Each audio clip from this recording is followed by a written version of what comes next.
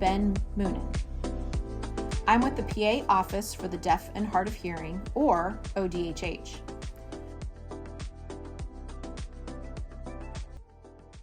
Did you know today is World Day of the Deaf? You may have seen interpreters on TV lately. Or maybe you saw the popular and award-winning movie called Coda. But did you know that there are many deaf people living right here in Pennsylvania, including myself? World Day of the Deaf is a day when the whole world celebrates the achievements of deaf people, learns about supporting their rights to access, and spreads awareness about deaf culture and American Sign Language.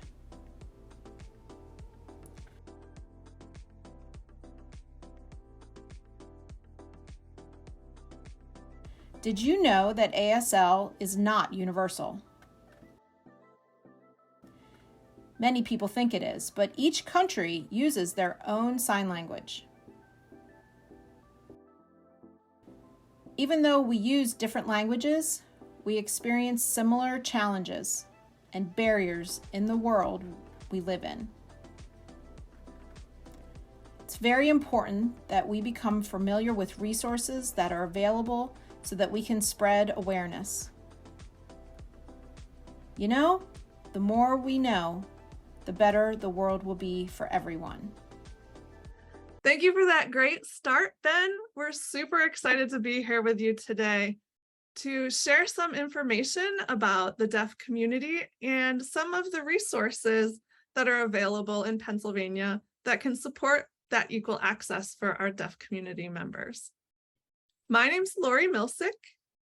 I'm the Deaf Services Coordinator for the Office of Developmental Programs, or ODP. ODP provides support to Pennsylvanians with developmental disabilities. I work in ODP's Special Populations Unit, and we focus on effective communication for those that we support. I'm not deaf myself, obviously, but I do have the honor of sharing information with you today on behalf of the deaf, hard of hearing, and deafblind community. In a little while, Ben will also be back. He's going to share with you about the Office for the Deaf and Hard of Hearing and what they have to offer to Pennsylvania as well. Ben mentioned that facing barriers to equal access is a shared experience of the deaf population, no matter where they live around the world. And he's right. That's why the Special Populations Unit stands alongside the deaf community by fighting to bring down barriers for people within our reach. Maybe we can inspire you to learn a little bit more and to join the fight with us. So let's start with some general information about hearing loss.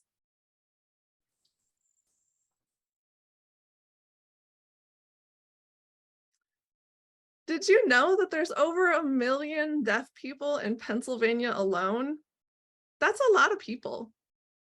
And the World Health Organization estimates that by the year 2050, almost 25% of people will have some kind of hearing loss.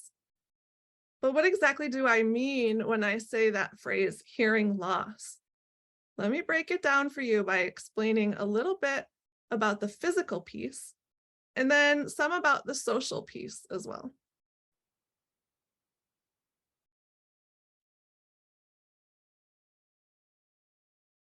So the phrase hearing loss actually covers a broad range of physical experiences. Some of the vocabulary used to describe hearing loss is listed here on the screen for you. This information is often helpful for professionals like an audiologist or a speech and language pathologist. Knowing these words can sometimes help you to support a deaf person more effectively as well. So let me review them with you briefly. Okay, type of hearing loss describes the actual physical things going on in your body, like which part of your ear or maybe part of your brain is causing your hearing loss. Range describes how much you can hear. I'll show you some examples of that in just a minute. Unilateral hearing loss means you have a hearing loss on one side, like one ear, and bilateral means you have a loss on both sides, so both ears. If it's bilateral, then we'll talk about whether it's symmetrical, which means the hearing loss is the same on both sides, or it might be asymmetrical, which means each side is different. A sudden hearing loss happens all at once, like if you had an injury that impacted your ears. A progressive hearing loss means that you started losing your hearing at some point and it will get worse over time. That's pretty common as we age. Stable means that your hearing loss is the same all the time. Day or night, Sunday through Saturday, it's always the same. But someone with a fluctuating hearing loss experiences changes. They might hear better at a certain time of day, or they might have days or times that their hearing is worse. Sometimes these kinds of changes follow a predictable pattern, and sometimes they don't. The last two bullet points are kind of similar. Congenital means you were born with your hearing loss, while acquired means your hearing loss happened after birth. And finally, prelingual means you lost your hearing before you learned a spoken language. And you can probably guess that postlingual means you learned a spoken language before you lost your hearing. So why do we care about all this? Well, for example, if you know someone has a unilateral hearing loss, you'll want to know if they can hear you better if you talk close to their left ear or close to their right ear. If their hearing loss fluctuates, then you'll want to be aware of the best times to talk to that person, or at least allow that person to let you know if they're having a difficult hearing day and you need to make different accommodations. Someone who lost their hearing prelingually is more likely to use sign language, while someone with a postlingual hearing loss might be very skilled in speaking English.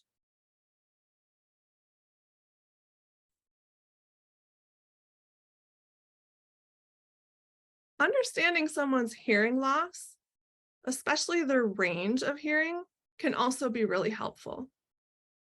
This chart is an example of an audiogram. That's the report that an audiologist will give you after you have a hearing test.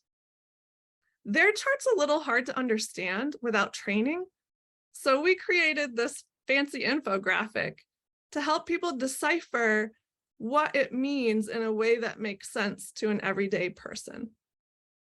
So let's review the ranges of hearing loss by looking at different locations on this chart.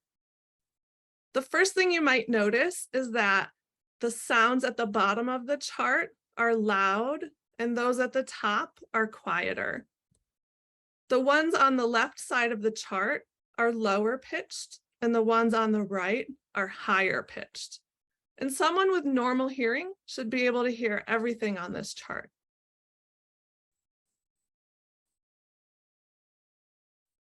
With hearing loss, we start by drawing a line across the chart. I'm using a straight line, but typically people will have a line that goes up and down. But anyway, below that line are things that the person can hear. And anything above that line would be things that they cannot hear.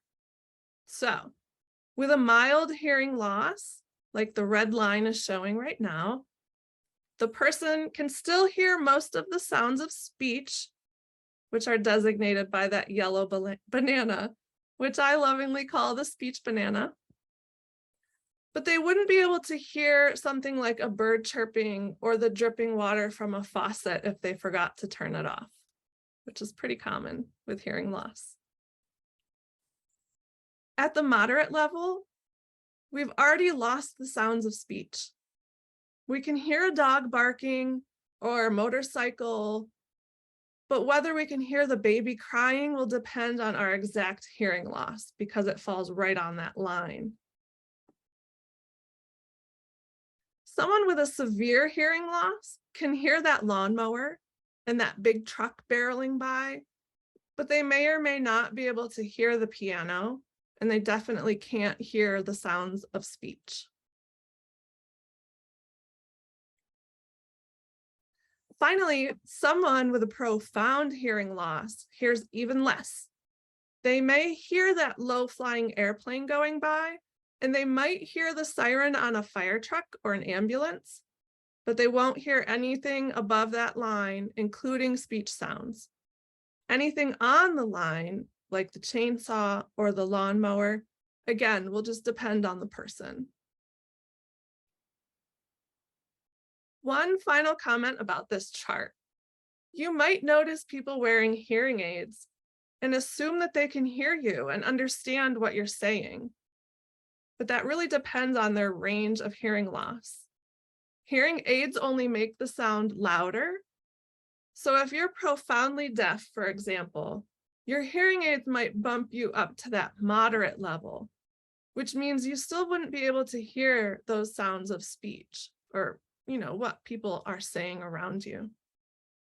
Or maybe your hearing aids would move you from the moderate level to the mild level, in which case you could hear the sounds of speech, but you might notice some of those letters above that line. They might be a little difficult to understand, like a P, an H, or a G, or maybe an F, an S, or a TH sound. Did that person say think or sink, right? It's hard to know with a mild hearing loss. And if your hearing loss was prelingual, before you learned a spoken language, you may never have even learned those sounds of speech. So even though you can hear them with your hearing aid, you still don't necessarily understand them.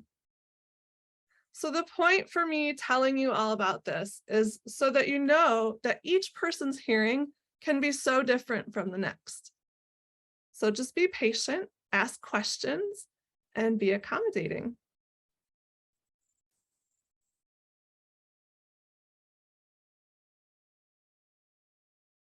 Another difference that we see in the deaf community is how people communicate. There are lots of different ways, more even than what's listed here. You may meet deaf people who use American Sign Language, some who use spoken language, others who use lip reading, and still others who might prefer to write back and forth. Their chosen mode of communication will depend on their hearing loss, the way they were raised, whether there were other deaf people in their lives, and many other factors. And a little pro tip for you here, lip reading is actually a myth because only 30% of English is even visible on someone's lips. Someone who relies on lip reading is probably using whatever hearing they have left together with context clues to try to figure out everything that's being said. Lip reading is very different from reading a sentence on paper. It's an exhausting brain activity. It involves putting together all these puzzle pieces in perfect conditions to try to get the message. So if someone says they can read lips, that may not mean they can understand you as easily as you understand them.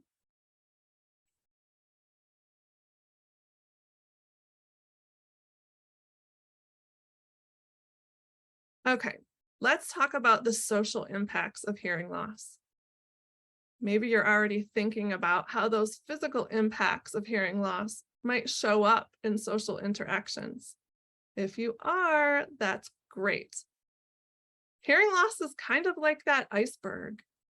Losing your hearing can have a greater impact than you might expect. For example, it can cause people to become excluded from social interactions, leading to isolation, which can also lead to mental health struggles. I once heard that hearing loss is the one disability that people get mad at you for having. Think about that. If you say something to someone in a crowd and they don't answer you, you feel like they're being rude, right? If that's a deaf person, they might not have heard you. Hearing loss isn't visible like a wheelchair or that white cane that you'll see blind people using. This means that deaf people are often overlooked by those who are trying to accommodate people with disabilities. The truth is, hearing loss is not as much a disability as it is a communication barrier that leads to lack of access to information. Can you imagine not having access to information? We all crave that information, right? But when the environment is right, whether that means using American Sign Language, providing a visual flashing light fire alarm, or making sure the lighting is bright enough for someone to lip read accurately, when the environment's right, there's no barriers. So how can we do our part to make the environment barrier-free for our deaf, hard of hearing, and deafblind community? That's a good question.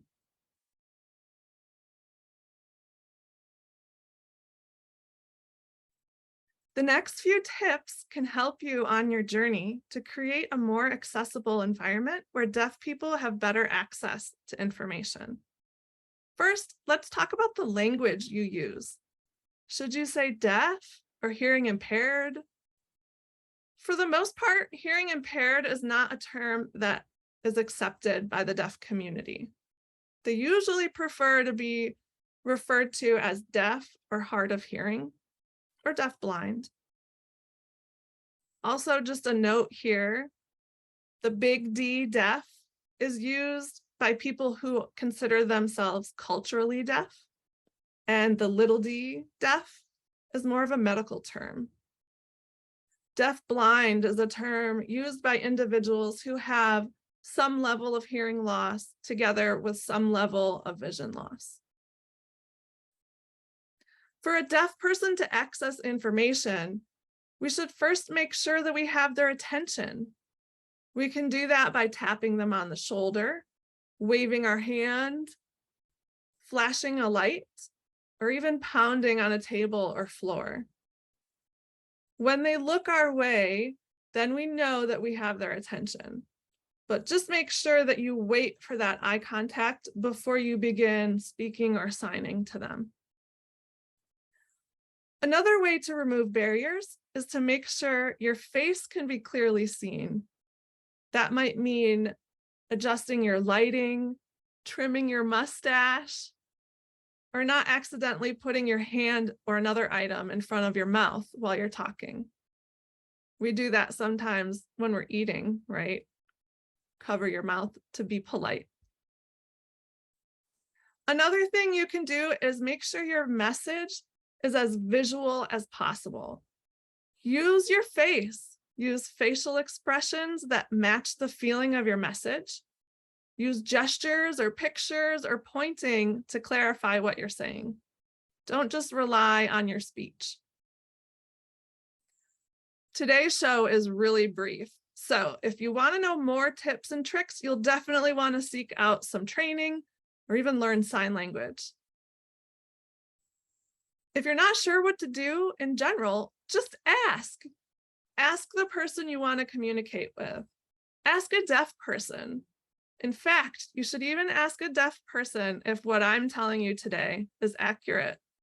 Although the information I'm sharing with you comes from the deaf community, you shouldn't necessarily take a hearing person's word for it. Reach out to someone with lived experience to make sure you're getting accurate information.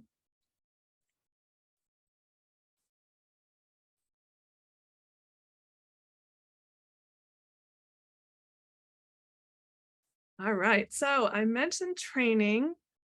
And to wrap up today, we wanted to get you started on that training journey. The Special Populations Unit where I work has a lot of information ready for you to access online. You can use the QR code on the screen, or you can visit www.myodp.org.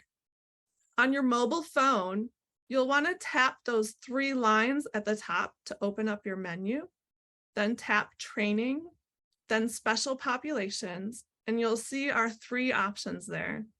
I encourage you to poke around on all 3 of those menu options to see what we have available. If you use a computer, the menus are similar. You'll be able to see them at the top of the screen. Now I'm going to pass it back over to Ben to share with us what the Office for the Deaf and Hard of Hearing has to offer.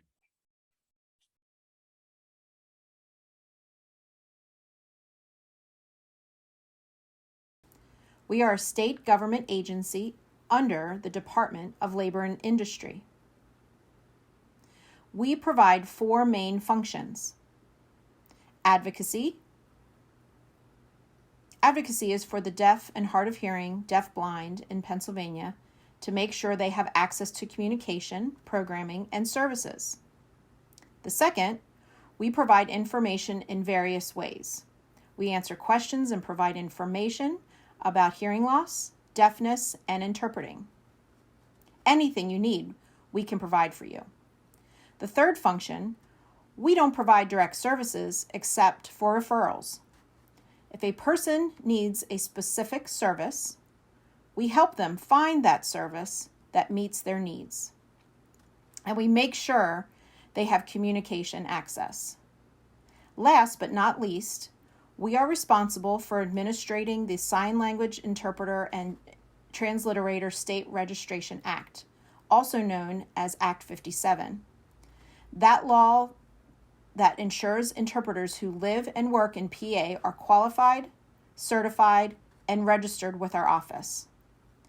If you have any questions or need any help, feel free to contact us anytime. Thank you.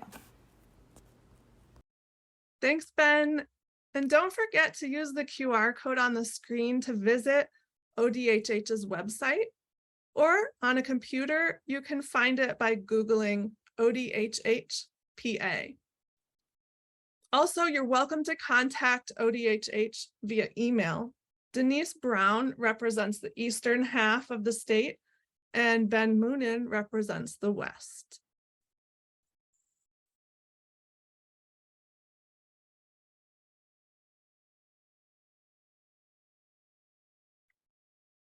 Well, that's it for today, folks. Thank you so much for spending this time with us. We hope you learned some useful information that encourages you to join the battle to remove barriers for the deaf, hard of hearing, and deafblind community. Now let's all go celebrate World Day of the Deaf. Thank you.